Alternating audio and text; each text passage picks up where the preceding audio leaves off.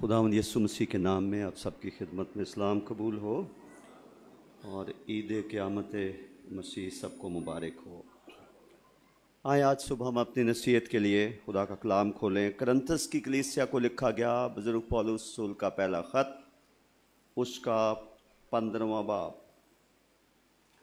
کرنتھس کی کلیسیا کو لکھا گیا بزرگ پولس رسول کا پہلا خط، اس کا 15واں باب اور اس کی پہلی آیت سے خدا کے کلام کی تلاوت سنیے۔ لکھا ہے، اب اے بھائیو، میں تمہیں وہی خوشخبری جتائے دیتا ہوں جو پہلے دے چکا ہوں، جسے تم نے قبول بھی کر لیا تھا اور جس پر قائم بھی ہو۔ اسی کے وسیلے سے تم کو نجات بھی ملتی ہے، بشرطے کہ وہ خوشخبری جو میں نے تمہیں دی تھی یاد رکھتے ہو، ورنہ تمہارا ایمان لانا بے فائدہ ہوا۔ چنانچہ میں نے سب سے پہلے تم کو وہی بات پہنچا دی جو مجھے پہنچی تھی، کہ مسیح کتاب مقدس کے مطابق ہمارے گناہوں کے لیے موا اور دفن ہوا، اور تیسرے دن کتاب مقدس کے مطابق جی اٹھا، اور کیفا کو اور اس کے بعد ان 12 کو دکھائی دیا، پھر 500 سے زیادہ بھائیوں کو ایک ساتھ دکھائی دیا، جن میں سے اکثر اب تک موجود ہیں اور بعض سو گئے۔ پھر یعقوب کو دکھائی دیا، پھر سب رسولوں کو، اور سب سے پیچھے مجھ کو، جو گویا ادھورے دنوں کی پیدائش ہوں، دکھائی دیا۔ خدا کے کلام کے پڑھے اور سنے جانے پر اس کی برکت ہو۔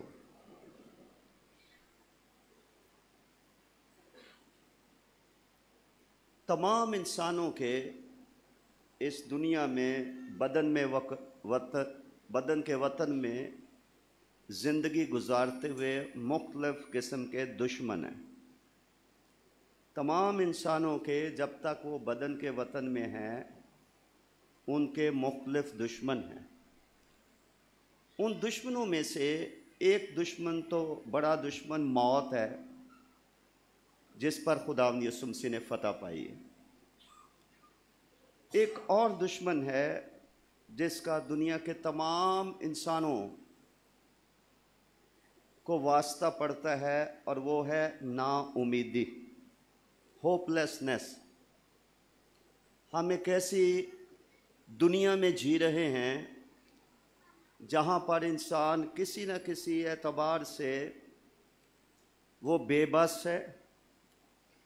کبھی کبھی وہ اپنے آپ کو بزرگ پولس رسول کی طرح کمبخت سمجھتا ہے، اور وہ کئی حوالوں سے جس کا اس کی زمینی زندگی سے تعلق ہے وہ حوصلہ ہار جاتا ہے، وہ نا امید ہو جاتا ہے۔ اور المیہ یہ ہے کہ کبھی کبھی بڑے قیمتی لوگوں کو نا امیدی خودکشی کرنے پر اکساتی ہے، اور بعض اس کا ارتکاب بھی کر لیتے ہیں۔ تو جیسے میں بتا رہا ہوں کہ انسان کو جن مختلف دشمنوں کا سامنا کرنا پڑتا اپنی حیات میں، ان میں سے ایک نا امیدی ہے، ہوپ لیسنس ہے، جس کا دنیا کے انسانوں کو سامنا کرنا پڑتا ہے۔ یہ نا امیدی کسی زندگی کے ایک پہلو سے تعلق نہیں رکھتی، بلکہ مختلف سمتوں سے یہ نا امیدی انسان پر اثر انداز ہوتی ہے یا اس پر وار کرتی ہے۔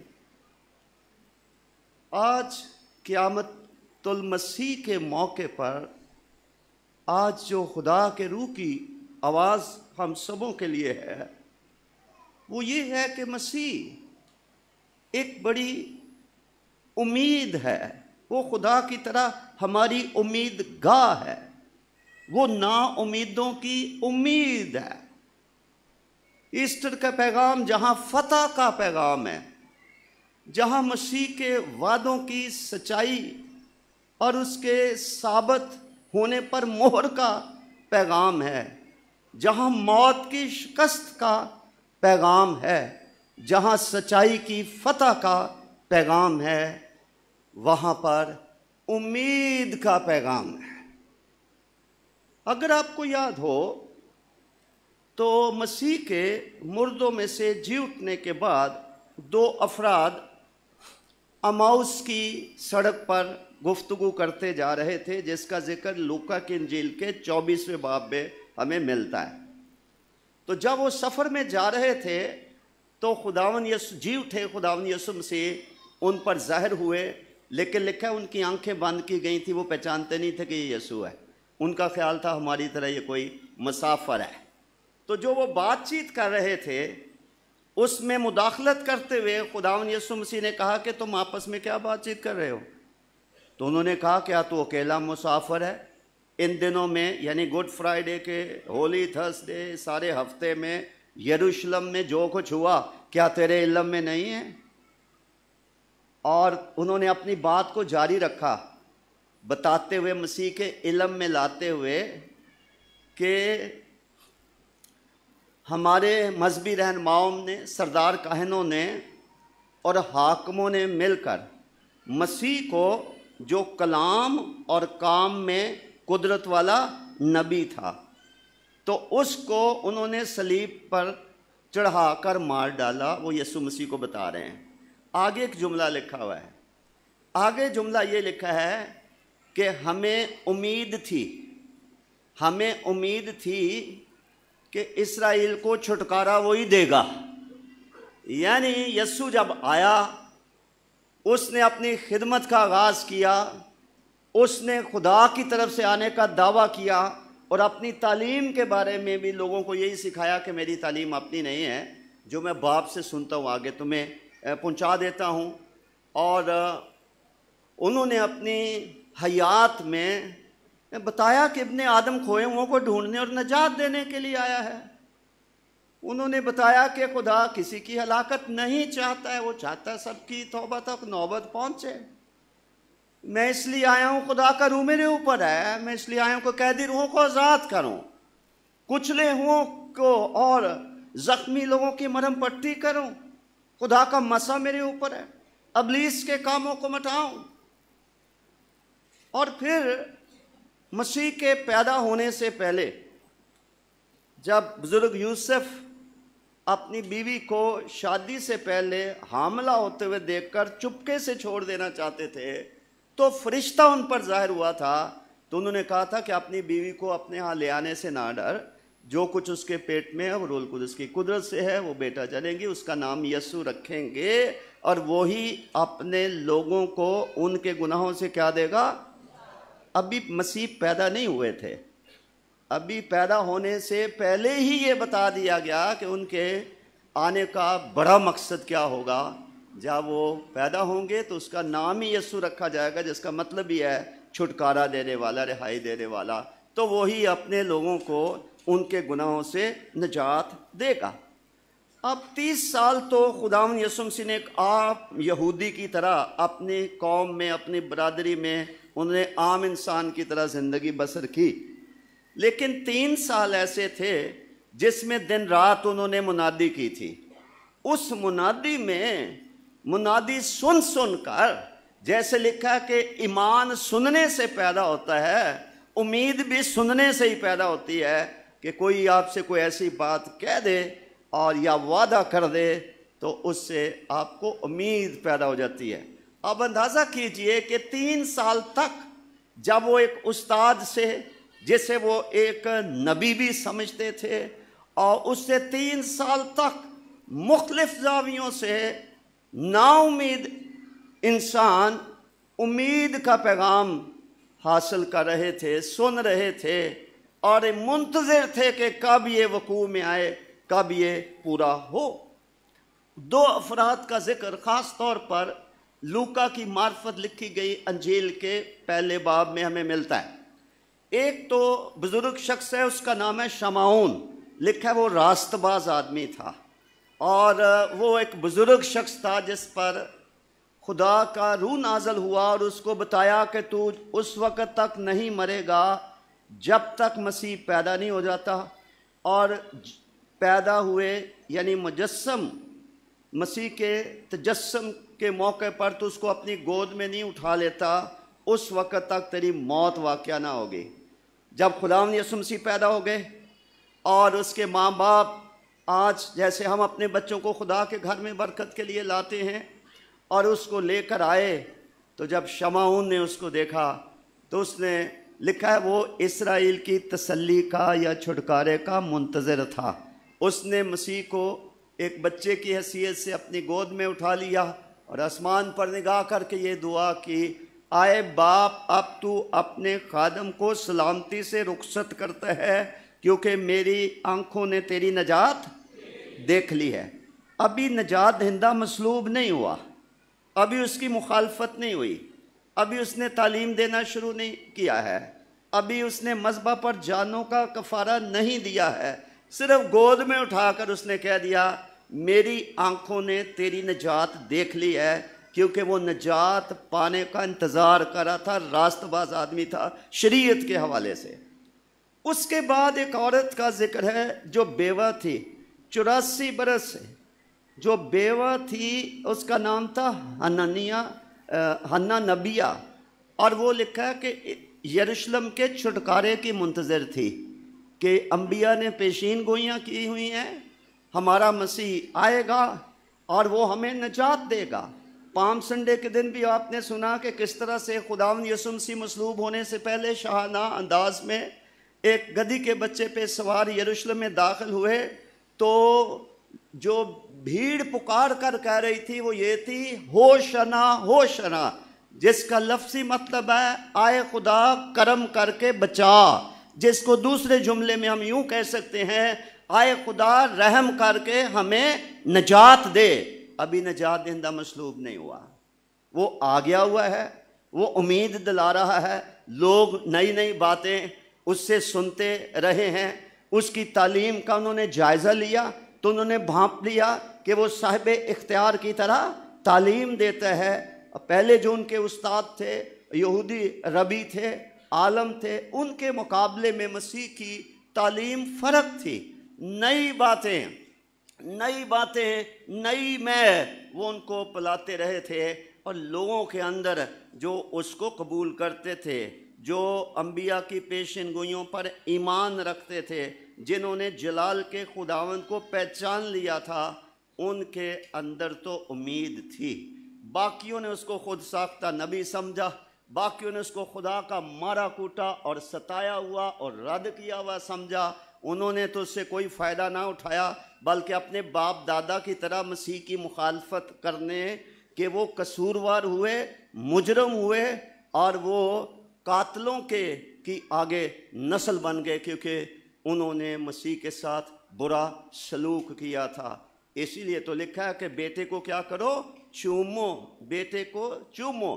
तो जो शख्स बेटे को कबूल नहीं करता, यूहन्ना की इंजील में लिखा, उस पर ईमान नहीं लाता, उस पर सज़ा का हुक्म हो चुका हुआ है, क्योंकि वो खुदा के इतने बड़े इंतज़ाम को, खुदावंद यीशु मसीह की इतनी बड़ी कुर्बानी को, ताबियादारी को, कि खुदा ने उसको नजात का बंदोबस्त करने की असाइनमेंट दी है, काम सौंपा है। यीशु मसीह ने एक अच्छे बेटे की तरह बाप की मर्जी पूरी करने के लिए अपना आप हवाले कर दिया कि मुझे जिस्म में दुनिया में जाना कबूल है। तो जो लोग इतनी बड़ी सच्चाई को सुनकर कबूल नहीं करते हैं, या उन्होंने कबूल ना किया, या उन्होंने उसका इंतज़ार ना किया, या उससे फैज़ ना उठाया, उसके कफ़ारे से, उसकी तालीम से और उसके दुखों से, तो वो तो उससे महरूम रहे। लेकिन जो दिन रात दुआएं करते थे, जो खुदा से हकीकी मानों में डरते थे, या शरीयत के एतबार से रूहानी लोग थे, वो लोग इस्राएल के छुटकारे के منتظر تھے، جس میں شمعون کا ذکر میں آپ کے سامنے کر رہا ہوں، اور جس طرح سے حنا نبیہ کے بارے میں ہم پڑھتے ہیں۔ اسی طرح سے اعمال کی لوکا کی انجیل کے 24ویں باب میں ہم دیکھتے ہیں کہ 13ویں آیت سے میں پڑھتا ہوں، اور دیکھو اسی دن ان میں سے 2 آدمی اس گاؤں کی طرف جا رہے تھے جس کا نام اماؤس ہے، وہ یروشلم سے قریباً 7 میل کے فاصلے پر ہے، اور وہ ان سب باتوں کی بابت جو واقعہ ہوئی تھی آپس میں بات چیت کرتے جاتے تھے۔ جب وہ بات چیت اور پوچھ پاچھ کر رہے تھے تو ایسا ہوا کہ یسوع آپ نزدیک آ کر ان کے ساتھ ہو لیا، لیکن ان کی آنکھیں بند کی گئی تھیں کہ اس کو نہ پہچانے۔ اس نے ان سے کہا، یہ کیا باتیں ہیں جو تم چلتے چلتے آپس میں کرتے ہو؟ وہ غمگین سے کھڑے ہو گئے۔ پھر ایک نے جس کا نام کلیوپاس تھا جواب میں سے کہا، کیا تو یروشلم میں اکیلا مسافر ہے جو نہیں جانتا کہ ان دنوں میں اس میں کیا ہوا ہے؟ اس نے ان سے کہا، کیا ہوا ہے؟ انہوں نے اس سے کہا، یسوع ناصری کا ماجرا، جو خدا اور ساری امت کے نزدیک کام اور کلام میں قدرت والا نبی تھا، اور سردار کاہنوں اور ہمارے حاکموں نے اس کو پکڑوا دیا تاکہ اس پر قتل کا حکم دیا جائے، اور اسے مصلوب کیا۔ اگلی آیت جو میں آپ کے ذہن میں ڈالنا چاہتا ہوں وہ ہے، لیکن ہم کو امید تھی کہ اسرائیل کو مخلصی یہی دے گا، اور علاوہ ان سب باتوں کے اس ماجرے کو آج 3 دن ہو گیا، اور ہم میں سے چند عورتوں نے بھی ہم کو حیران کر دیا ہے، جو سویرے ہی قبر پر گئی تھی۔ جب اس کی لاش نہ پائی تو یہ کہتی ہوئی آئیں کہ ہم نے رویا میں فرشتوں کو بھی دیکھا، انہوں نے کہا وہ زندہ ہے۔ اور بعض ہمارے ساتھیوں میں سے قبر پر گئے اور جیسا عورتوں نے کہا تھا ویسا ہی پایا، مگر اس کو نہ دیکھا۔ اس نے ان سے کہا، آئے نادانوں، اور نبیوں کی سب باتوں کے ماننے میں سست اعتقادو، کیا مسیح کو یہ دکھ اٹھا کر اپنے جلال میں داخل ہونا ضرور نہ تھا؟ پھر موسیٰ سے اور سب نبیوں سے شروع کر کے سب نوشتوں میں جتنی باتیں اس کے حق میں لکھی ہوئی ہیں وہ ان کو سمجھا دیں۔ تو یہاں ہم دیکھتے ہیں کہ یہ خدا کے بندے ایک امید لگائے ہوئے تھے کہ یسوع مسیح نے جو 3 سال تک دن رات میں گلی کوچوں میں دیہاتوں میں ہر جگہ پر ایک بڑی مصروف بشارتی خدمت کی، خوشی کی بشارت دی، لوگوں کو خدا کی راہ بتائی، اپنے بارے میں بتایا، نجات کے حصول کے بارے میں بتایا، لیکن وہ تو اب مصلوب ہو گیا ہے، وہ تو اب قتل ہو گیا ہے، اور اب تو 3 دن بھی 3 دن ہو گیا ہے۔ ہمیں تو یہ امید تھی کہ یہ جو کام اور کلام میں قدرت والا نبی ہے یہ اسرائیل کو مخلصی یعنی نجات دے گا، لیکن اب کیا ہوگا؟ تو وہ مایوس تھے، وہ غمگین تھے۔ پھر خداوند یسوع مسیح نے آگے بھی چل کر لکھا ہے ان کے ذہنوں کو کھولا تاکہ کتاب مقدس کی باتوں کو سمجھیں۔ خداوند یسوع مسیح ان وقتوں میں بھی انسانوں کی امید تھی، خاص طور پر اسرائیل کی امید تھی، خاص طور پر اسرائیل کی امید تھی جس کا ہم ذکر پڑھ رہے ہیں شمعون بزرگ کے حوالے سے، حنا نبیہ کی زبان سے، اور پھر یہ 2 مرد جو کہ اماؤس کی سڑک پر مسیح کے مصلوب ہونے کے بعد سفر کرتے ہوئے جا رہے تھے، اسی ٹاپک پر گفتگو کرتے جا رہے تھے، وہ اپنی اور اپنی قوم کو جو امید حاصل تھی وہ اس کا اظہار مسیح کے سامنے کر رہے تھے۔ متی کی معرفت لکھی گئی انجیل کے 12ویں باب کی 21 آیت سے ہمیں پتہ چلتا ہے کہ یسوع مسیح نہ صرف اسرائیل کی امید تھی بلکہ لکھا غیر قومیں بھی اس سے امید رکھیں گی۔ غیر قوموں کی بھی یسوع مسیح امید تھی اور امید ہے، اور اس سچائی کا اسرائیل تو اپنی جگہ ایک قوم ہے، مگر یسوع جو غیر قومیں جو اس سے امید رکھیں گے اس کے سب سے بڑے گواہ اس وقت ہم اس چرچ میں اور اس ملک میں بستے ہیں۔ اگر ہم اپنے آباء و اجداد کی تاریخ، اپنا شجرہ نسب دیکھیں تو ہمیں ماننا پڑے گا کہ پاکستان یا اس وقت کا ہندوستان جب تک کہ 18ویں صدی تک وہ مشنری یہاں نہیں آیا تھا، اور پھر 14ویں 15ویں صدی میں کچھ فادر صاحبان آئے تھے بڑے صغیر میں، اس سے پہلے ہمارے خطے میں ایک بھی کرسچن نہیں تھا، ایک بھی مسیحی نہیں ہوگا، جب تک کہ انہیں وہ خوشخبری جو آج صبح پہلے کرنتھیوں اس کے 15ویں باب کی پہلی آیت میں ہم نے پڑھی ہے کہ اب آئے بھائیو میں وہی خوشخبری تمہیں دیتا ہوں۔ وہ خوشخبری کیا ہے؟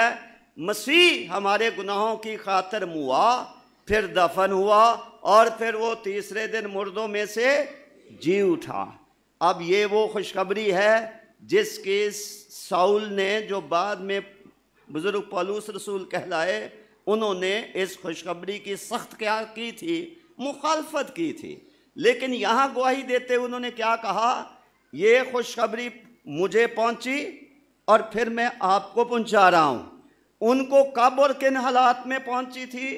ان حالات میں جب کہ وہ مسیحیت کو ایک بدعتی فرقہ، کافروں کا فرقہ سمجھتے تھے، اور اس کی مخالفت کرنا اور اس فرقے کا کلا کما کرنا ایک یہودی غیرت مند نوجوان کے طور پر اپنا فریضہ سمجھتے تھے۔ اور اسی سلسلے میں وہ دمشق کی راہ پر کلیسیا کے رہنماؤں کو گرفتار کرنے کے لیے جا رہے تھے، اور جس مسیح سے اس نے ٹھوکر کھائی یا اس کو نہ سمجھے، جس کی نہ جانتے ہوئے نادانی میں مخالفت کرتے رہے، یکا یک خداوند یسوع مسیح راستے میں اس پر ظاہر ہوئے، ایک اتنا بڑا نور اس کے گرد چمکا، اور جس میں سے آواز آئی، اے ساؤل اے ساؤل تو مجھے کیوں ستاتا ہے؟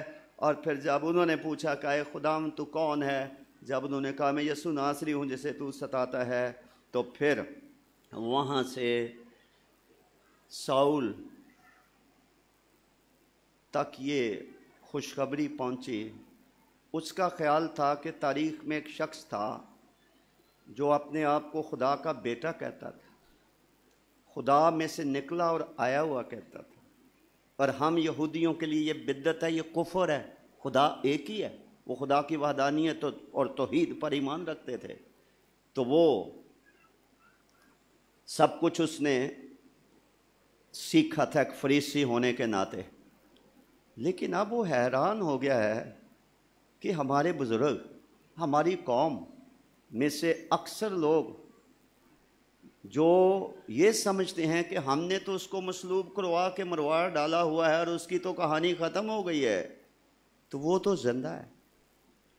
اسی لیے ابتدائی کلیسیا کے پہلے بزرگوں کے مقابلے میں سب سے زیادہ اگر خدا کی خدمت میں اور گواہی میں، چرچ پلانٹنگ میں، نئی جگہوں پر کلیسیاں قائم کرنے میں اگر کوئی کامیاب ہوا ہے تو بزرگ پولس رسول ہوئے تھے، کیونکہ ان کو جو ذاتی مکاشفہ ہوا تھا جی اٹھے مسیح کا، اور جو نور انہوں نے دیکھا تھا جس کے نتیجے میں ان کی زندگی بدل گئی تھی، اور جن کو اعزاز حاصل ہے کہ انہوں نے خداوند یسوع مسیح کے منہ سے انہوں نے ان کے خداوند ہونے کا، یسوع ناصری، اور ان کے جی اٹھنے کا تذکرہ سنا تھا، اور ان کی اپنی زندگی کی جو ساری رویا تھی یا رویا تھا وہ سب کچھ انہوں نے بتایا کہ کس طرح تو غیر قوموں کے لیے میرا چنا ہوا وسیلہ ہے۔ میں تجھے جتا دوں گا کہ تجھے میرے نام کی خاطر کس قدر دکھ سہنا پڑے گا، میں غیر قوموں سے تجھے چھڑاتا اور بچاتا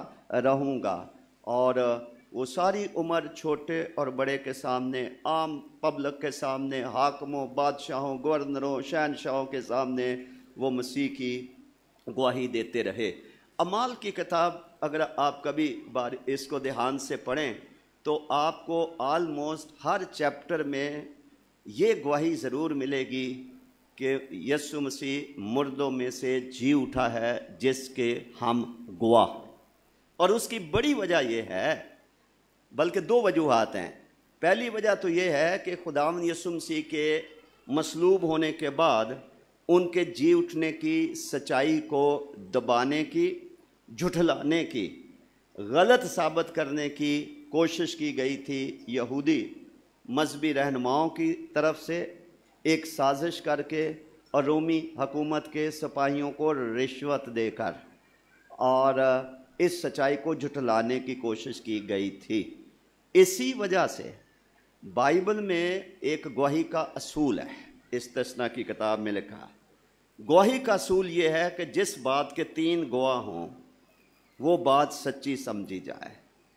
اب اگر خداوند یسوع مسیح مردوں میں سے جی اٹھنے کے بعد 3 دفعہ کسی نہ کسی کو نظر آ جاتے تو ان کے مردوں میں سے جی اٹھنے کی سچائی پر مہر ثابت کرنے کے لیے 3 دفعہ ان کا ظہور جو تھا وہ کافی تھا۔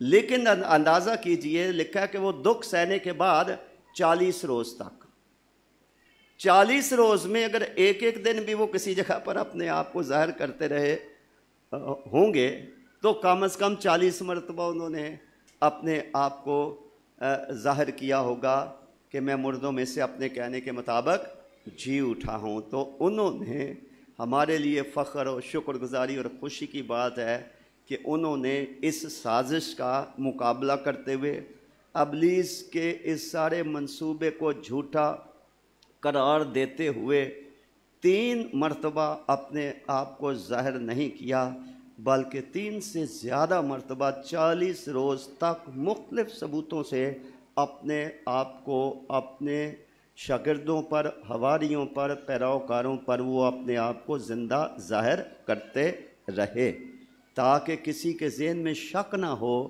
کہ نہ جانے وہ جی بھی اٹھا ہے یا نہیں جی اٹھا۔ ہم اس کے شاگردوں کی بات کا یقین کریں یا ان رومی سپاہیوں کا یقین کریں جنہوں نے کہا تھا کہ ہم قبر پر پہرا دیتے دیتے سو گئے تھے، تو اس کے شاگرد آئے اور اس کی لاش کو چرا کر لے گئے، بعد میں مشہور کر دیا کہ ہمارا استاد مردوں میں سے جی اٹھا۔ تو ہم کس کی بات کا یقین کریں؟ اسی لیے خداوند نے بار بار اپنے آپ کو ان پر ظاہر کیا۔ اور میں پہلے بھی آپ کو بتا چکا ہوں کہ ہمارے برے صغیر میں خاص طور پر اور اسلامی دنیا میں خاص طور پر جہاں جہاں غیر قوموں میں سے لوگ خداوند یسوع مسیح کے پاس آئے ہیں، ان میں سے اکثریت کی گواہی یہ ہے کہ انہوں نے جی اٹھے مسیح کا کیا کیا ہے؟ دیدار کیا ہے۔ وہ ہماری منادی سے تبدیل نہیں ہوئے، ہماری کوشش سے وہ تبدیل نہیں ہوئے ہیں۔ بہتوں کی گواہیاں جو ہیں تاریخ کا حصہ بن گئی ہیں، جنہوں نے بتایا کہ ہم نے خواب میں حضرت عیسیٰ علیہ السلام کو دیکھا، ہم نے اور کئی طریقوں سے ان کو دیکھا، انہوں نے ہمیں بشارت دی اور ہم نے اپنی زندگی ان کے سپرد کر دی۔ تو ایک تو یہ ایک بڑی وجہ تھی مسیح کے جی اٹھنے کی اور اپنے آپ کو زندہ ظاہر کرنے کی۔ دوسری وجہ کا ذکر بزرگ پولس رسول کرنتھس کی کلیسیا کو لکھے گئے پہلے خط کے 15ویں باب میں کرتے ہیں، اور وہ یہ کہہ رہے ہیں، وہ کہہ رہے ہیں کہ اگر ہم صرف اس زندگی میں مسیح میں امید رکھتے ہیں تو دنیا کے سب سے زیادہ بد نصیب لوگ ہیں۔ کہنا وہ کیا چاہتے ہیں کہ مسیح کی امید چند روزہ نہیں ہے، بلکہ اس کے مردوں میں سے جی اٹھنے کے بعد، مرنے کے بعد جو زندگی ہے اس کی بھی ایمانداروں اس نے تمہیں کیا دی ہے؟ امید دی ہے۔ انہوں نے یہ بات کیوں لکھی کہ اس وقت کچھ دنا قسم کے لوگ یہ اعتراض کرتے تھے اور اس دعوے کو غلط قرار دینے کی کوشش کر رہے تھے، یہ کہہ کر مردے نہیں جی اٹھتے۔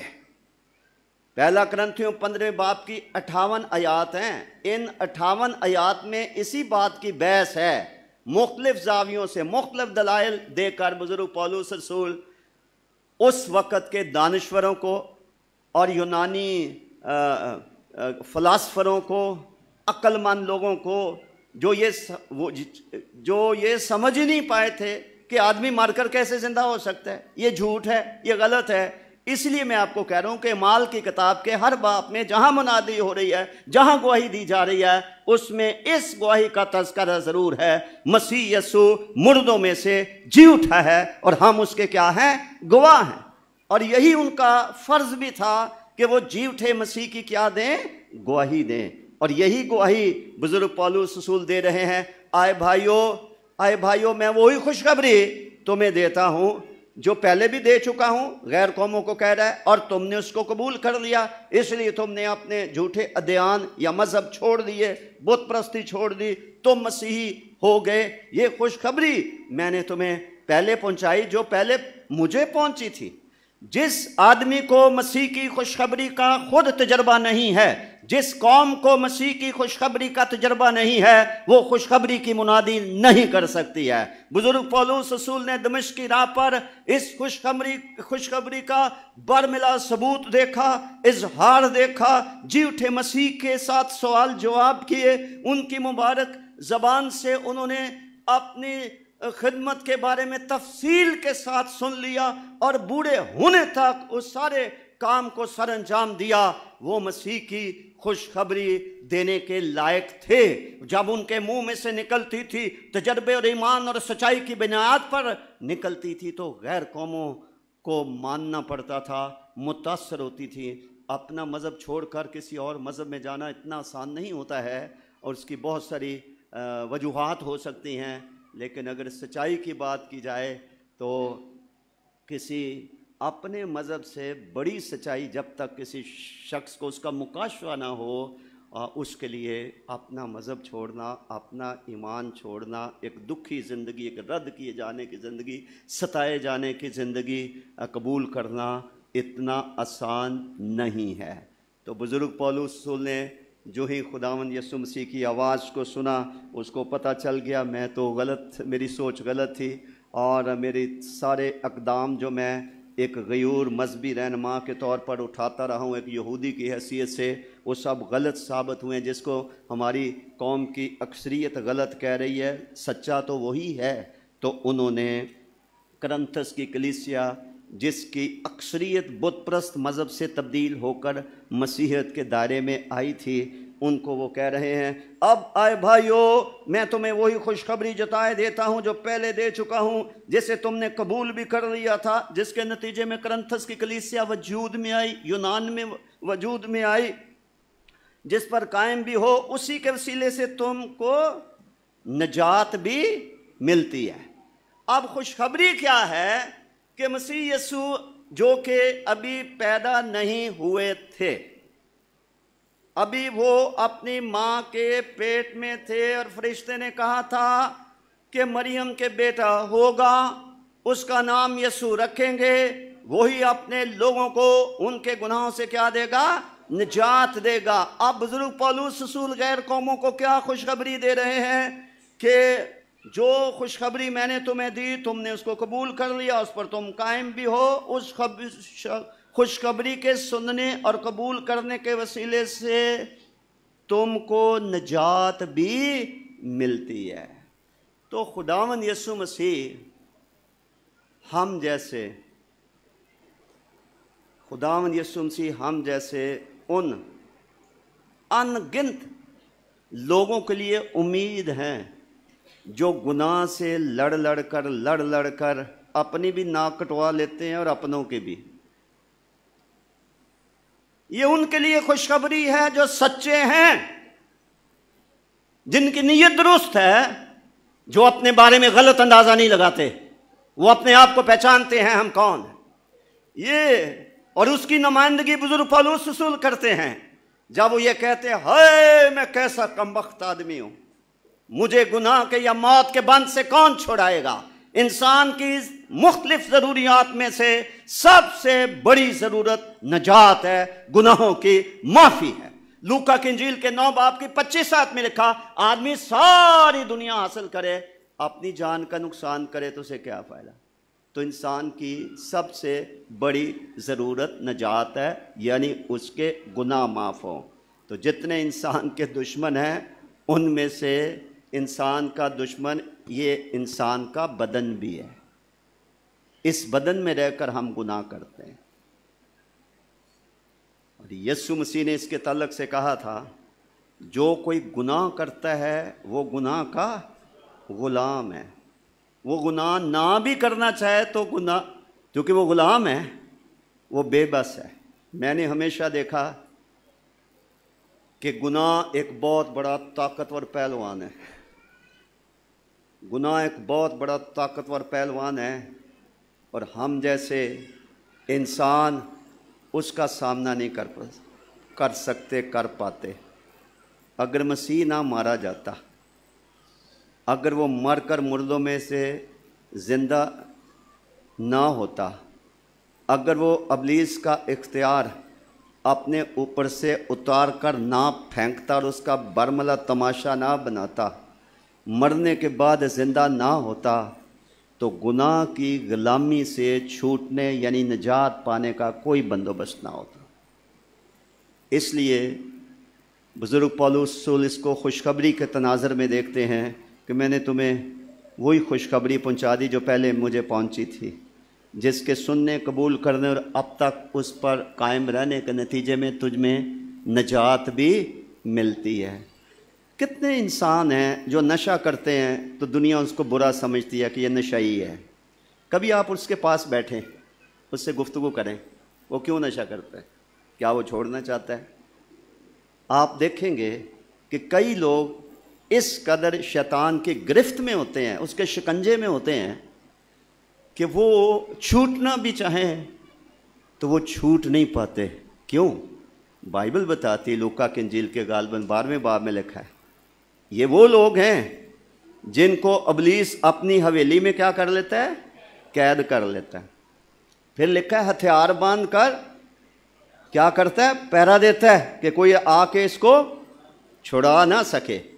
لیکن وہاں ہی لکھا ہے کہ ضرورت کیا ہے کہ وہ زور آور جو ابلیس ہے، کوئی اس سے زیادہ زور آور آئے اور پہلے اس کو ہرائے، اور پھر جن کو اس نے قید کیا ہوا ہے ان کو چھڑائے۔ اور یہ خداوند یسوع مسیح ہے، وہ زور آور ابلیس ہے جو انسانوں کو مختلف خواہشات میں غلطیاں کروا کے، گناہ کروا کے، بدیوں میں دھکیل کر، اپنے گرفت میں لے کر، اپنا غلام بنا کر، ان کی زندگی یا ان کی گاڑی کا سٹیئرنگ اپنے ہاتھ میں پکڑ کر اور ہوا کی عمل داری کا حاکم بن کر، نافرمانی کی روح بن کر ان کے اندر داخل ہو جاتا ہے۔ سرکشی، بغاوت، نافرمانی، خدا سے دور بھاگنا، ٹھیک ہے، اس طرح کہ ان کی حالت کر دیتا ہے۔ ان کے لیے خوشخبری ہے، ایک زور آور ہے جو ابلیس زور آور سے بھی زیادہ زور آور ہے، جو مر کر جی اٹھا، جس کی تو دنیا میں کہیں مثال ملتی نہیں ہے کہ کوئی شخص یہ کہے کہ میں مرنے کے بعد، اور پھر ٹائم دے، کچھ 100 سال کا ٹائم دے دے، 50 سال کے، اس کے بعد میں جی اٹھوں گا، تو ہم میں سے بھی کئی مر چکے ہوں گے۔ لیکن انہوں نے تھوڑا سا وقت، تیسرے دن میں تیسرے دن جی اٹھوں گا۔ اب اس مقدس کو ڈھا دو گے تو میں 3 دن میں اس کو کیا کر دوں گا؟ کھڑا کر دوں گا۔ تو خداوند یسوع مسیح کا مردوں میں سے جی اٹھنا، جہاں اسرائیل کی امید تھی اور وہ نہ سمجھ سکے، مایوس ہو گئے کہ وہ تو بیچارہ قتل ہو گیا، ہمیں تو امید تھی وہی نجات دے گا، تو یہ نجات دہندہ مردوں میں سے جی اٹھنے کے بعد انسان کی صورت میں جی اٹھا مسیح اماؤس کی سڑک پر ان پر ظاہر ہوا اور ان کو بتایا کہ وہ قتل ضرور ہوا ہے، لیکن انبیاء کی کتابوں میں یہ بھی لکھا ہے کہ وہ جی اٹھے گا، وہ جی اٹھے گا۔ اور یہ اسرائیل کی بھی امید ہے، غیر قوموں کی بھی امید ہے۔ آج ہمیں ان تمام مشنریز کے لیے بھی خدا کا شکر ادا کرنا چاہیے جنہوں نے ہمارے دادوں پردادوں کو یہی خوشخبری سنائی کہ مسیح کتاب مقدس کے مطابق خام خواہ نہیں ظلم اٹھا کے مر گیا، اس کا ایک مقصد تھا، لکھا ہے وہ ہمارے گناہوں کی خاطر ہوا کہ ہمیں نجات دے سکے، وہ ہمارے گناہوں کی خاطر ہوا، پھر وہ دفن ہوا، پھر وہ تیسرے دن اپنے کہنے کے مطابق مردوں میں سے جی اٹھا۔ یہ وہ خوشخبری ہے جو 2000 سال پہلے کرنتھس کے بت پرست لوگوں کو بزرگ پولس رسول نے دی۔ 200 سے 250 سال پہلے ہمارے باپ دادا کو مشنریوں نے دی، اسکینڈینیوین ڈینش مشنریوں نے، برٹش مشنریوں نے، ٹھیک ہے، اسپینش مشنریوں نے، فادروں نے اکبر کے دربار میں فادر صاحبان 15ویں صدی میں انجیل کا پیغام لے کر پہنچے تھے. پھر ولیم کیری 18ویں صدی میں ہندوستان میں. آج یہ خوشخبری اگر ہمارے باپ دادوں کو پردادوں کو نہ سنائی گئی ہوتی تو آج ہم اس کلیسیا میں کہاں بیٹھے ہوتے؟ آج اس گرجا گھر کا وجود کبھی بھی نہ ہوتا. وہ خوشخبری ہے. سو آج دینے والے بھی مبارک ہیں جنہوں نے ہمارے باپ دادا تک وہی خوشخبری پہنچائی جو بزرگ پولس نے کرنتھس کی کلیسیا کو پہنچائی، اور ہمارے باپ دادا بھی تعریف کے مستحق ہیں جنہوں نے اس خوشخبری کو سینے سے لگایا، قبول کیا، نقصان اٹھایا اور حقارت کا سامنا کیا، رد کیے جانے کا سامنا کیا. کئی طرح کے القاب جو ان کو دیے جاتے رہے انہوں نے اس کی پرواہ نہیں کی ہے، اور وہ خداوند یسوع مسیح کی صلیب کے پیغام کے علمبردار بنے. غیر قوموں میں سے بھی لوگ آئے، اعلیٰ ذات کے لوگوں میں سے بھی آئے، نیچ ذاتوں سے بھی لوگ آئے، اور انہوں نے جنہوں نے امید کا پیغام سنا تھا انہوں نے اس امید سے فائدہ اٹھایا. اب خداوند یسوع مسیح نہ صرف اسرائیل کی امید، نہ صرف وہ غیر قوموں کی امید، نجات حاصل کرنے کے لیے جس سے اس وقت بھی لوگوں کو نجات ملتی تھی، آج سے 200-400-500 سال پہلے بھی انسانوں کو نجات ملتی تھی، آج کے دن تک نجات ملتی جاتی ہے. یہی چرچ، یہی کلیسیا 20-25 افراد پر مشتمل، یہ سامنے جو دوار آپ کو نظر آ رہی جہاں کالے پنکھے لگے ہوئے اس کے ساتھ ایک کرائے کا حال تھا. یہاں پر 20-25 لوگ عبادت کیا کرتے تھے بزرگ بھائی جان سلونی کی سربراہی میں. لیکن اعمال کی کتاب میں لکھا ہے جتنوں نے اس کا کلام قبول کیا انہوں نے کیا کیا؟ بپتسمہ لیا، اور 3000 کے قریب لوگ ان میں مل گئے. ابتدائی کلیسیا کی بات ہے. آگے لکھا ہے جو نجات پاتے جاتے تھے خدا ہر روز ان کو کلیسیا میں کیا کر دیتا تھا؟ شامل کر دیتا تھا. تو آج پاکستان میں کلیسیا کا وجود، پاکستان کے مختلف شہروں میں کلیسیا کا وجود مسیح کے جی اٹھنے کے نتیجے میں انسان کو نجات دینے کا ثبوت ہے. کیونکہ جو نجات پاتے جاتے تھے، جو نجات پاتے جاتے ہیں، جو نجات پاتے جاتے رہیں گے، وہ نجات پانے کے بعد کلیسیا میں کیا ہو جائیں گے؟ شامل ہوتے جائیں گے. اور کلیسیا اعمال کی کتاب میں بھی ہم پڑھتے ہیں شمار میں بڑھتی گئی. آج 2000 سال گزر گئے ہیں، کیا آج کلیسیا شمار میں نہیں بڑھ رہی ہے؟ گو کہ اس کے شمار کو کنٹرول کرنے کے لیے قوانین اور بہت رکاوٹیں ساری دنیا میں کھڑی کی جاتی ہیں، لیکن کلیسیا کو نجات دینے والا مر گیا تھا، جی اٹھا ہے، اور پھر وہ مرنے کا نہیں. وہ کل، آج، بلکہ اب تک کیا ہے؟ یکساں ہے. سو ان کے جی اٹھنے کی خوشخبری یہ ہے کہ انسان کو نجات مل سکتی ہے. اور اس بات کو تو شاید میرے لیے آپ کو سمجھانا مشکل ہو. میں اتنا ہی کہوں گا کہ جو زیادہ گناہ گار ہے اور اس کو نجات ملی ہے وہی نجات کی قدر کرتا ہے. مسیحوں نے تو اس کو مذاق بنایا ہوا ہے نا. یہ تو جب ہوگا نا خدا بھیڑوں اور بکریوں کو جدا کرے گا تو کلیسیا میں سب لوگ نہیں اوپر جائیں گے. یاد رکھو، عدالت ہونی ہے، اور مسیح کے جی اٹھنے کا عدالت کے ساتھ بڑا تعلق ہے. لکھا ہوا ہے، لکھا ہے آدمیوں کے لیے ایک بعد مرنا اور اس کے بعد عدالت کا ہونا ضرور ہے. خدا نے اپنے بیٹے یسوع مسیح کو مردوں میں سے زندہ کر کے اس کو مقرر کیا ہے کہ وہ زندوں اور مردوں کا کیا ہو؟ منصف ہو، ان کی عدالت کرے. یہ بڑے دن پر اور ایسٹر پر مختلف قسم کی نمائشی اور ظاہری خوشیاں کا اظہار کر لینا، اس سے تو کوئی کسی کو نہیں روک سکتا. اصل بات یہ ہے کہ ان سچائیوں سے ہم نے کہاں تک فیض اٹھایا ہے، فائدہ اٹھایا ہے، اور انہوں نے ہماری زندگیوں میں اثر کیا ہے. اگر مسیح جی اٹھا ہے تو جہاں ہمیں فخر ہے کہ اس کی قبر خالی ہے، وہاں ہمیں اس بات کا خوف بھی ہونا چاہیے کہ مسیح نے عدالت بھی کرنی ہے۔ وہ زندوں اور مردوں کا منصف مقرر ہوا مردوں میں سے جی اٹھنے کے سبب سے، اور خدا نے اسے کیا۔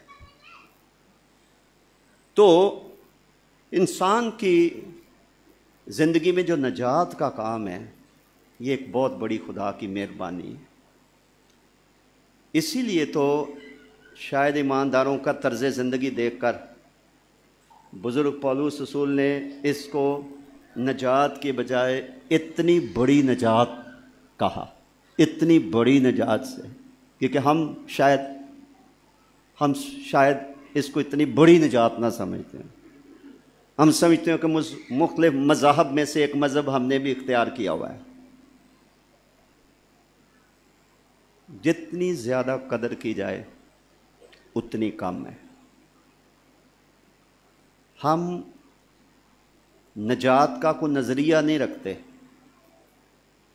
ہم نجات کی صرف امید نہیں رکھتے، ہمیں روئے زمین پر نجات کا تجربہ خدا نے دیا ہے۔ اس کا ایک ثبوت ہے کلام میں ملتا، اور وہ ہے چینجڈ لائف، تبدیل شدہ زندگی۔ جو شخص جاننا چاہتا ہے کہ میں نجات یافتہ ہوں یا نہیں ہوں، سادہ سا طریقہ بائبل میں لکھا، میری طرف سے نہیں، بائبل میں لکھا۔ وہ کیا ہے؟ تبدیل شدہ زندگی۔ اس بات کا ثبوت ہے کہ خدا نے ہماری توبہ قبول کر لی ہے، ہمیں نجات میں تبدیل شدہ زندگی۔ اگر آپ چاہیں کہ میں آپ کو بائبل میں سے بتاؤں تو میں آپ کو زکئی کی زندگی کی مثال دے سکتا ہوں۔ حرام کی کمائی سے ناجائز دولت کما کے اکٹھی کر کے، اور وہ گناہ گار ہے، نجات نہیں ہے، باقی دنیا جہان کی ہر ایک چیز ہے۔ لیکن جب خداوند کے ساتھ اس کا آمنا سامنا ہوا، انہوں نے اس کو راہ نجات بتایا، اور وہ سمجھ گیا کہ دولت ہر جگہ کام نہیں آتی ہے۔ اور جب اس نے خداوند یسوع نے جو بشارت اسے دی اس کو قبول کر لیا، تو فوراً خداوند یسوع نے کہا آج اس گھر میں کیا آئی ہے؟ یہ نہیں ہے کہ روز محشر کے دن نجات ملے گی، آج اس گھر میں نجات آئی ہے۔ اس کا ثبوت کیا ہوا؟ جو شخص پیسے کا غلام تھا، جس کا خدا پیسہ تھا، جس کی کمزوری روپیہ پیسہ اور دولت تھی، اس نے کیا کیا ہے؟ اپنا آدھا مال غریبوں کو بانٹ دیا ہے۔ جس کا ناحق لیا تھا اس کو چوگنا ادا کیا ہے۔ یہ تبدیل شدہ لائف ہے۔ سامری عورت، نجات کا ثبوت، تبدیل شدہ زندگی۔ اپنے گاؤں میں جا کر ایک مبشرہ کی حیثیت سے وہ مسیح کے بارے میں لوگوں کو بتانے لگی۔ لکھا ہے بتیرے اس سامری عورت کے کہنے سے مسیح پر ایمان لے آئے۔ یہ پولس رسول ہے جو کبھی ساؤل کہلاتا تھا اور کلیسیا کو ستاتا تھا۔ جب نجات مل گئی تو اس کا یہ دائی بن گیا، اس کا گواہ بن گیا، اس کے حق میں منادی کرنے لگ گیا۔ چینج لائف، تبدیل شدہ زندگی۔ اسی لیے لکھا ہے اگر کوئی مسیح یسوع میں ہے تو وہ نیا مخلوق ہے، پرانی چیزیں۔ اگر کسی نے ہلکی پھلکی توبہ کی ہوئی ہے، بپتسمہ لیا، لائف چینج نہیں ہوئی، سمجھو آپ کو نجات نہیں ملے، آپ کی توبہ صحیح نہیں تھی۔ جس شخص کی توبہ صحیح ہے، حقیقی پچھتاوا ہے، گناہوں سے نفرت ہو گئی ہے، پولس کی طرح اپنے آپ کو کمبخت کہنے لگا ہے اور ہوشنا پکارتا ہے کہ کرم کر کے مجھے نجات دے، اور اس کو جو نجات ملی ہے اس کے لیے وہ بڑی نجات ہونی چاہیے، اور اس کی دن رات شکر گزاری ہونی چاہیے۔ تو مسیح میں کہ مردوں میں سے جی اٹھنے کا جو سب سے بڑا فائدہ تمام دنیا کے انسانوں کو ہوا اور آج بھی ہو سکتا ہے، وہ ہے کہ اس کے جی اٹھنے کے نتیجے میں انسانوں کے لیے نجات کا بندوبست ہوا ہے، جس کے ہم گواہ ہیں۔ ہم نے یہ پیغام سنا اور ہمیں اپنے اپنے وقت پر زندگی کے تبدیل ہونے، نئے سرے سے پیدا ہونے، پرانی انسانیت کو اتار پھینکنے کا تجربہ ہوا۔ پرانی چیزیں جاتی رہیں، وہ گناہ جو ہم چھوڑ ہی نہیں سکتے تھے، ہم سے چھوٹتے ہی نہیں تھے، اب ہم ان کا ذکر کرنا بھی شرم کی بات سمجھتے ہیں۔ نجات ملتی ہے۔ اس کے بعد انسانوں کا ایک اور بڑا مسئلہ ہے، اور وہ ہے بدی کی طاقتیں، شیطانی قوتیں، بد ارواح۔ کیونکہ دنیا میں دو بادشاہتیں کام کرتی ہیں، ایک یسوع مسیح کی بادشاہت ہے جو روشنی کی بادشاہت ہے، ایک تاریکی کی بادشاہت ہے جس کا حاکم ابلیس اور شیطان ہے۔ تو یہ دونوں بادشاہتیں آپس میں مزاحمت کرتی ہیں، ٹکراؤ کرتی ہیں۔ خداوند چاہتا ہے کہ لوگ اس کی بادشاہت سے نکل کر مسیح کی بادشاہت میں آ جائیں۔ شیطان لوگوں کو روکتا ہے کہ وہ اس سے بے وفائی نہ کریں، وہ مسیح کے پاس جا کر زندگی نہ پائیں، کثرت کی زندگی نہ پائیں۔ تو یہ دونوں جو ہیں وہ آپس میں ٹکراتی ہیں، پیرلل چل رہی ہیں، اور یہ مخالف قوتیں انجیل کے پیغام کو پھیلانے میں اور مسیح کے کفارے کا فیض لوگوں تک پہنچنے میں رکاوٹ کا باعث بنتی ہیں۔ مسیح کے جی اٹھنے کی ایک برکت یہ بھی ہے کہ خداوند یسوع مسیح نے ابلیس کی تمام قوتوں کو شکست دے کر ایمانداروں کو فتح دی ہے، اپنی فتح میں سے ان کو فتح دیا ہے۔ اب آپ کے پڑوس میں کوئی جادوگر رہتا ہو، آپ اگر خداوند کے ساتھ صحیح سے چلتے ہیں، آپ پہ نہیں جادو چل سکتا، آپ پہ نہیں جادو چل سکتا۔ کئی لوگ، عبرانیوں کے خط میں لکھا ہے کہ مسیح نے اپنی موت کے وسیلے سے ان سب کو رہائی دی جو عمر بھر موت کے خوف میں تھے۔ کس کی طرف سے؟ ابلیس کی طرف سے۔ اگر آپ بت پرست مذاہب کو دیکھیں اور اپنے ملک میں آپ شیطانی قوتوں اور ان کے کہہ لیں اڈوں کو آپ دیکھیں، آپ حیران ہو جائیں گے، آپ حیران ہو جائیں گے کہ وہ انسان جو خدا کی صورت اور شبیہ پر خلق ہوا ہے، کس طرح سے بدروہیں ان کو اپنی انگلیوں پر نچا رہی ہیں۔ مزاروں پہ چلے جائیں، ادھر ادھر دیکھ لیں، آپ کو احساس ہو جائے کہ مسیح کی نجات کتنی بڑی برکت ہے، اور پھر مفت ہے، فضل سے ہے، کوئی اس کے لیے ہم نے کچھ نہیں کیا، خدا کے رحم اور اس کے فضل کی دولت کے باعث مفت میں ہم راست باز ٹھہرائے جاتے ہیں جب ہم اس کے کہہ لیں کہ کفارے کو قبول کر لیتے ہیں، اس پر ایمان لے آتے ہیں۔ گناہوں سے چھٹکارا کبھی ممکن نہ تھا اگر مسیح مرنے کے بعد مردوں میں سے جی نہیں اٹھتے ہیں۔ ابلیسی قوتوں سے کیوں مسیحی، ضروری نہیں کہ کوئی پاسٹر ہو یا کوئی پادری ہو وہی کسی بدروح کو جھڑک سکتا ہے، عام مسیحی جو خدا کے ساتھ راستی سے چلتے ہیں وہ بدروہیں نکال سکتے ہیں۔ لکھا ایمانداروں کے درمیان یہ معجزے ہوں گے، وہ میرے نام سے بدروہیں نکالیں گے۔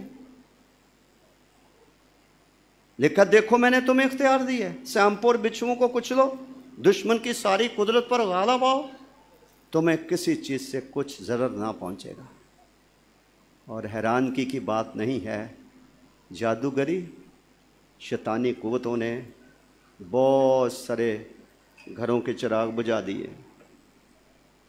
انسانی زندگی کے اندر بہت ساری تباہی بربادی اندیکھی دنیا میں ہوتی ہے تاریکی کی قوتوں کی وجہ سے، جن کا عام انسان کو تو پتہ بھی نہیں چلتا۔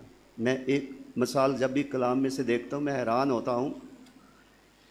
ایک بزرگ عورت ہے اور وہ خداوند کے سامنے آئی ہے، اور مسیح نے حکم دے کر اس میں سے بدروح نکالی۔ لکھا ہے بدروح کے سبب سے اس کو، یعنی بدروح نے اس کو کبڑا کر رکھا تھا۔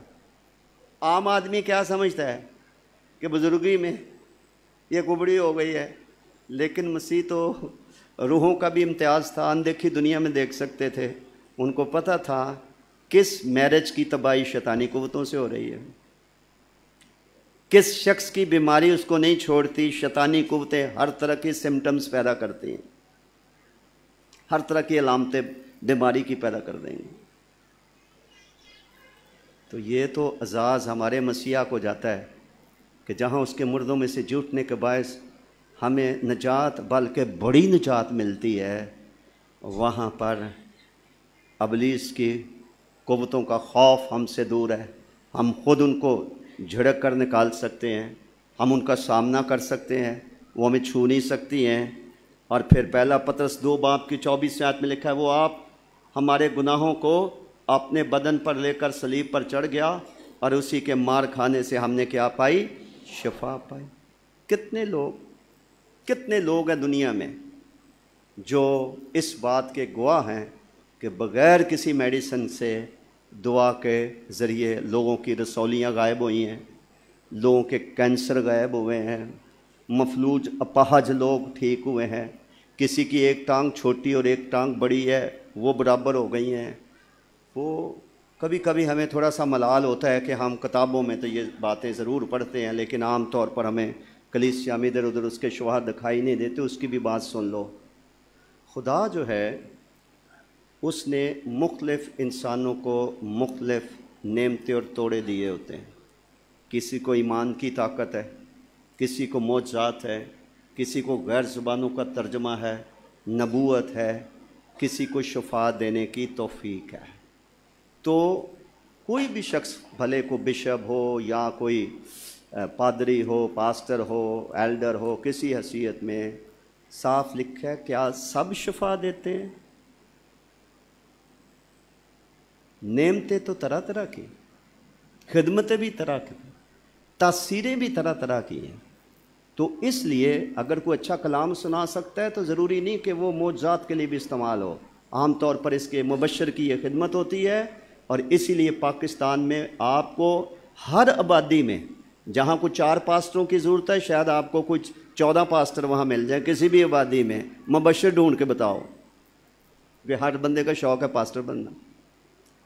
مبشر کو ایک حاملہ عورت کی طرح روحیں جیتنے کے درد لگتے ہیں، وہ تڑپتے ہیں خدا کے زور کہ کوئی شخص ہمارے وسیلے سے نجات پائے، اور انہی کو خدا، بھلے وہ فلپس مبشر ہو، اعمال کی کتاب میں اس کا ذکر ہے، بدرویں نکلی ہیں، جادوگر گھٹنے ٹیک گئے ہیں کہ آپ کے اندر جو قوت ہے وہ ہم سے بہتر ہے، بڑی ہے۔ تو اس لیے کلیسیا کا پرابلم یہ ہے کہ کلیسیا میں جن خدمات کی کمی ہوتی ہے اس کے لیے دعا کی ضرورت ہے کہ خدا کلیسیا میں شفا دینے والے کھڑے کرے، انبیاء کھڑے کرے۔ صاف لکھا ہے افسیوں 4:11 آپ پڑھیں تو وہاں لکھا ہے اسی نے بعض کو رسول، بعض کو نبی، بعض کو مبشر، بعض کو، بار بار بعض کا وہاں لفظ لکھا ہے، سارے نہیں ہو سکتے جن کو وہ بناتا ہے۔ بعض کو چرواہا، بعض کو استاد بنا کر دے دیا، یعنی کلیسیا کو دے دیا، خدمت گزاری کا کام کیا جائے اور مسیح کا بدن ترقی پائے۔ اب ہر کلیسیا میں آپ ایک سے زیادہ پاسٹر دیکھیں گے، اپوسل کدھر ہے، پروفٹ کدھر ہے، ایونجلسٹ کدھر ہے، استاد کدھر ہے؟ تو یہ ایک بڑا المیہ ہے کہ ہم ہیں لکیر کے فقیر۔ لوگوں نے ٹی وی شروع کیے تو ہم کرسچن ٹی وی شروع کر دیے، لوگوں نے بائبل سکول شروع کیے تو ہر گلی محلے میں بائبل سکول شروع کر دیے، لوگوں نے کسی نے مشن کی بات کی، مشن کے سینٹر ٹرین کے کھل گئے۔ جو کام خدا کی آواز کے بغیر ہے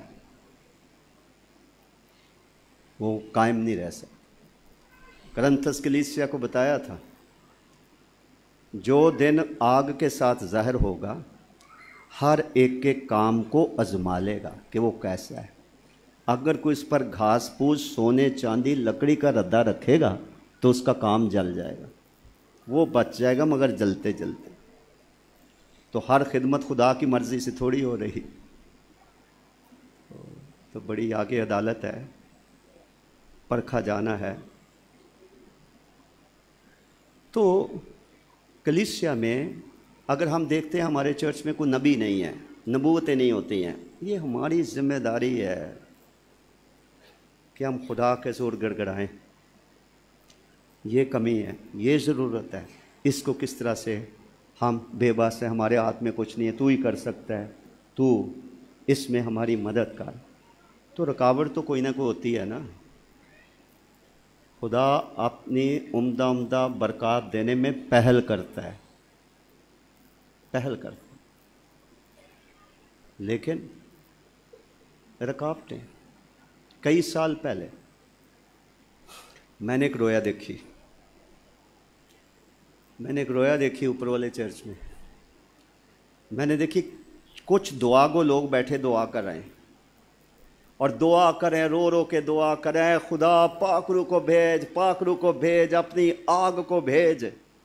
تو چند لوگ ہیں وہ دعا کر رہے ہیں، ان کے دعا کے نتیجے میں نے رویا میں دیکھا کہ خدا کی آگ آئی ہے اور آ کر جیسے یہ ہمارے پنکھے چل رہے ہیں یہاں پر آ کر رک گئی ہے، نیچے جو دعا کرے تھے ان کو نہیں چھوا۔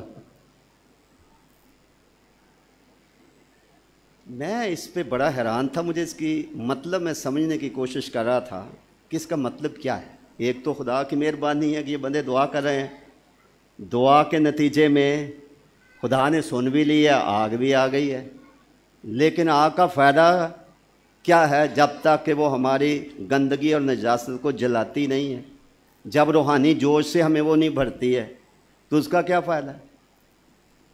میں سوچتا رہا، میں نے خود دعا شروع کی، میں نے دعا شروع کی کہ خداوند ہم بھی چاہتے ہیں کہ کراچی میں مختلف گروپ بن گئے ہیں، وہ دعائیں کرتے ہیں، بیداری آئے، پاک روح آئے،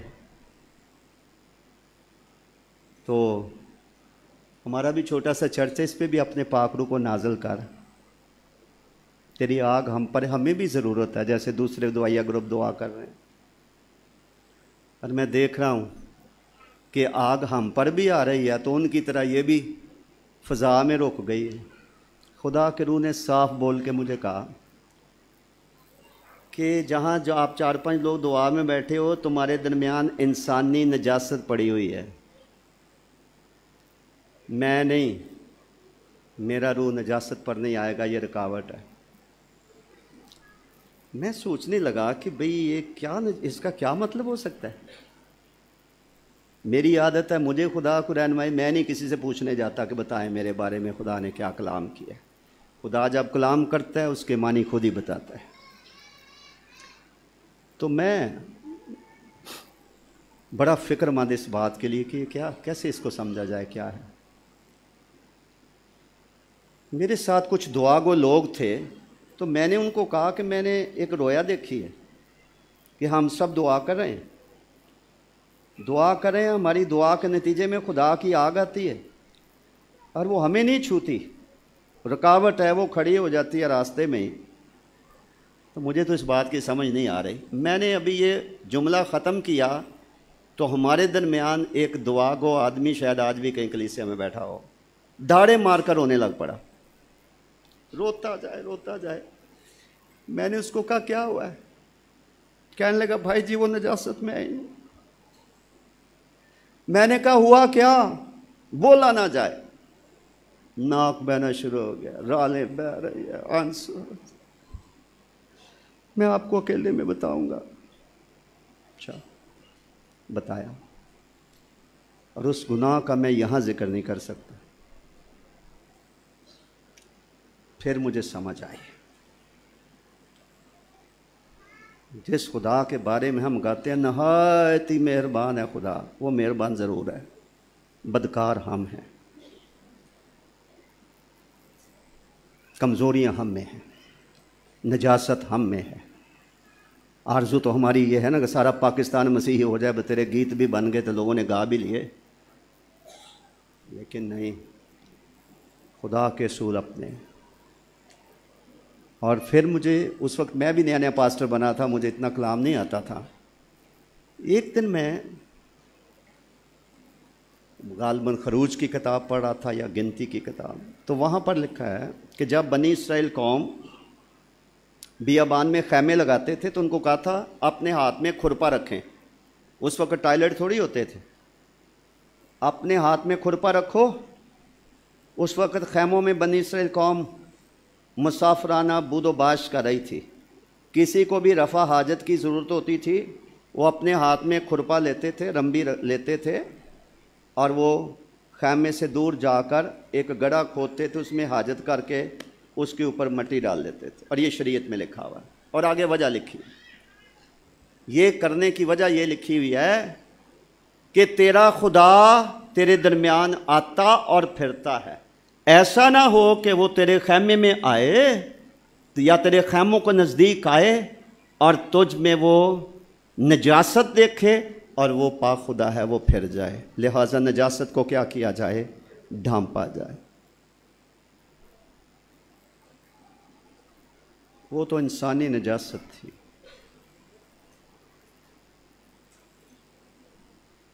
जिस कलीसिया में नजासत होगी, हर नजासत लेके बैठा हुआ शख्स कलीसिया के तरक्की में बहुत बहुत बड़ी रुकावट है, और खुदावंद बदला देगा।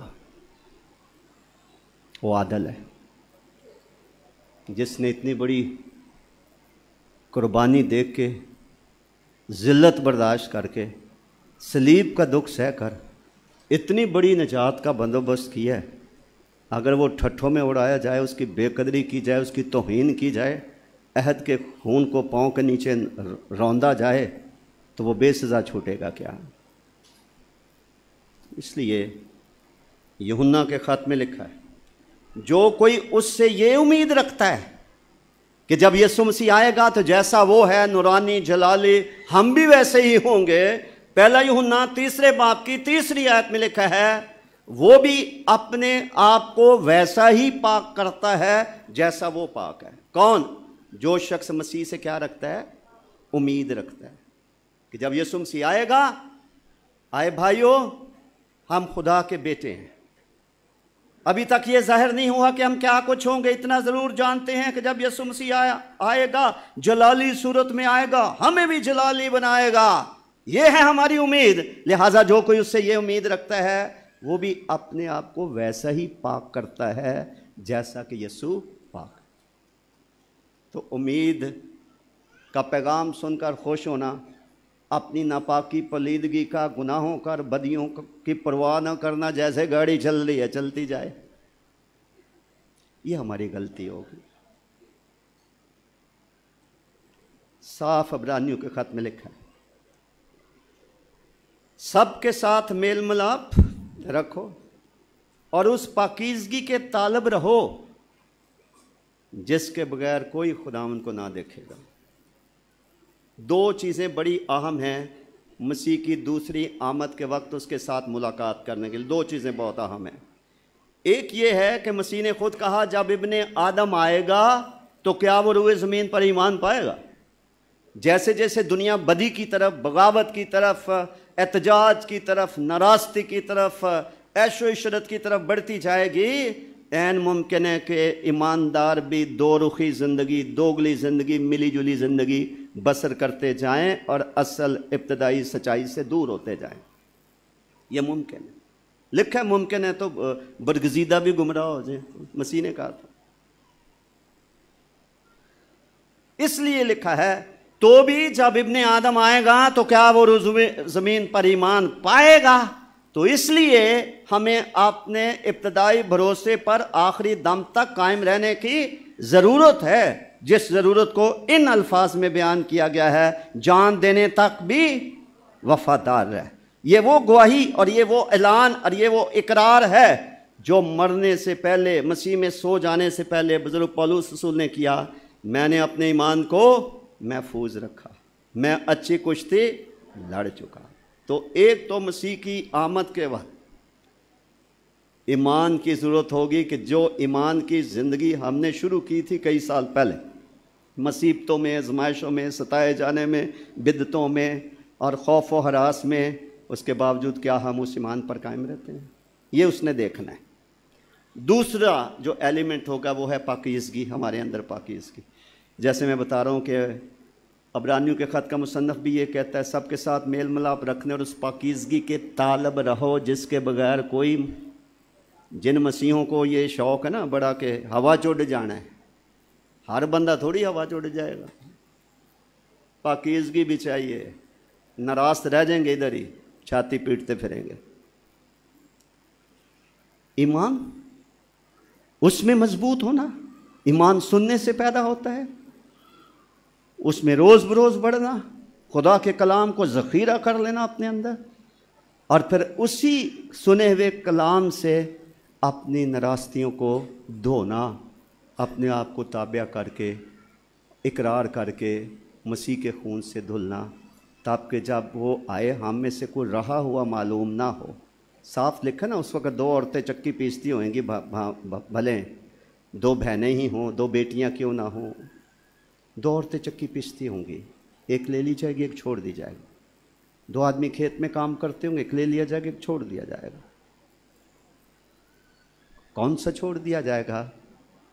جس میں پاکیزگی نہیں ہوگی۔ وہ مسیح کے خون سے دھلنے کا دعوے دار تو ہوگا، لیکن اپنی زندگی اور اپنے دل کے تخت پر اسی کی خود ہی بیٹھی ہوگی، مسیح نہیں بیٹھا ہوگا۔ تو مسیح کے جھوٹنے سے جہاں اسرائیل کو امید، غیر قوموں کو امید، تمام انسانوں کو نجات ملتی ہے، ابلیس کی قوتوں سے چھٹکارا ملتا ہے، بیماریوں سے انسانوں کو شفا ملتی ہے۔ کلسیوں کے خط کے 2 باب کی 27ویں آیت میں لکھا ہے مسیح جو جلال کی امید ہے۔ یہ بڑی خوبصورت بات ہے، مسیح جلال کی امید ہے۔ وہ کیا ہے؟ یسوع مسیح جب آئے گا تو وہ دنیا کی ہر قوم کے لیے، کرسچن سے ہٹ کے، کرسچنس کو تو پتہ ہے انہوں نے آنا ہے، وہ تو اس کا انتظار کر رہے ہیں۔ کرائسٹ کی جو سیکنڈ کمنگ ہے وہ بائبل بتاتی ہے کہ ساری دنیا کے لیے تعجب کا باعث ہوئے گی، حیرانگی کا باعث ہوئے گی کہ یہ ہوا کیا ہے، ہونا کیا ہے۔ ہوگا یہ کہ خداوند خود مقرب فرشتوں کے ساتھ نرسنگے کی بڑی للکار اور آواز کے ساتھ بادلوں پر سے آئے گا۔ پہلا نرسنگا پھونکا جائے گا تو جو لوگ مسیح میں سوئے ہیں ان کی قبریں کھل جائیں گی، اور مردے غیر فانی حالت میں قبروں میں سے ایک جلالی بدن کے ساتھ قبروں میں سے نکل آئیں گے۔ جو لوگ اس وقت ابھی زندہ ہوں گے، مرے نہیں ہوں گے، ان کے یہ بدن جو ہیں وہ بدل جائیں گے، جلالی بدن بن جائیں گے۔ مسیح اپنے جلال میں آئے گا، وہ ہمیں ادھر سے اپنے جلال میں شامل کرے گا، جس سے کلسے کی کلیسیا کو امید دلاتے ہوئے بزرگ پولس نے کہا مسیح جو جلال کی امید ہے وہ تم میں رہتا ہے۔ اور اس پر بزرگ پطرس نے بھی کہا، اس نے کہا کہ جب خداوند یسوع مسیح کا ظہور ہوگا تو لکھا ہے تمہارا ایمان عزت اور تمجید کے اور جلال کا باعث ہوئے گا۔ یسوع مسیح کہے گا شاباش، گناہ سے تو لڑتی رہی، گناہ سے تو لڑتا رہا، معاشرے کی غلط رسومات سے تو لڑتا رہا، بدن کے اندر اٹھنے والی رغبتوں کے ساتھ تو لڑتا رہا، بدعتوں سے تو لڑتا رہا، اور شیطانی قوتوں سے روحانی جنگ دن رات تو لڑتا رہا۔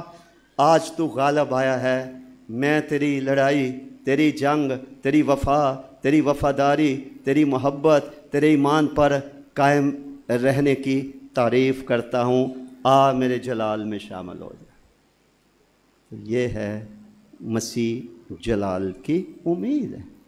اور اگر وہ خود مردوں میں سے نہیں جی اٹھتے تو پھر نہ نجات ہے نہ ہمیشہ کی زندگی ہے، جس کا تیتس کے خط میں بزرگ نے پولس رسول نے ذکر کیا ہے کہ ہمیں ہمیشہ کی زندگی کی امید ہے کہ مرنے کے بعد کیڑوں مکوڑوں کی طرح ہم مر نہیں جائیں گے،